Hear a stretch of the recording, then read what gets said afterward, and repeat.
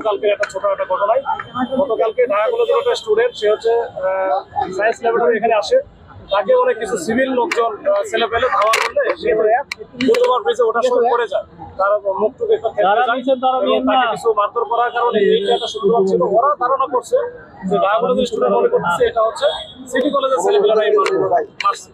তখন এরা আজকে সকালে কিন্তু সকালে না দুপুরের দিকে 12টা সাড়ে 12টার দিকে তারা কিন্তু সকাল বলে মোটামুটি 250-300 পোলাপান এখানে এসে সিটি কলেজে প্রথমে এটা করে। এরপরে আমরা যখন খবর পেলাম আমরা এডিশনাল ফোর্স এখানে আসি, আসার পরে এখানে কিন্তু আমরা কাজ আমরা চেষ্টা করছি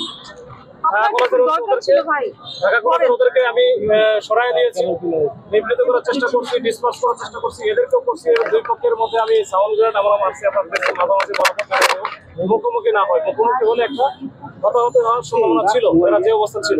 তো আমরা বারবার চেষ্টা করছি দুই পক্ষের সাথে যেন ডিসপার্স হয়ে যায়, তারা যেন কোনো ঝামেলা না করে। তারপরেও মাঝে মাঝে তারা সংঘর্ষে জড়াইছে, আমরা মাঝখানে অবস্থান নিয়েছি। এখন ঢাকা কলেজে ওরা চলে গেছে, সিটি কলেজে ওরা কিছু বিক্ষোভ করছিল, ওদের হচ্ছে যে গেটটা আছে গেটের এখানে কিছু ভাঙচুর করেছে, এটা তারা এজিটেটে। এই বিষয়টা নিয়ে আমরা কথা বলে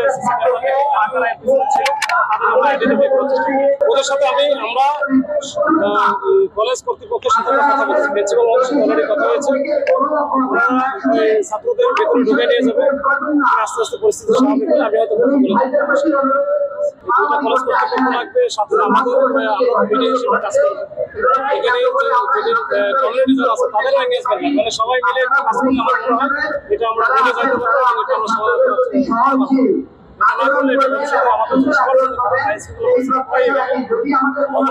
লোকজনের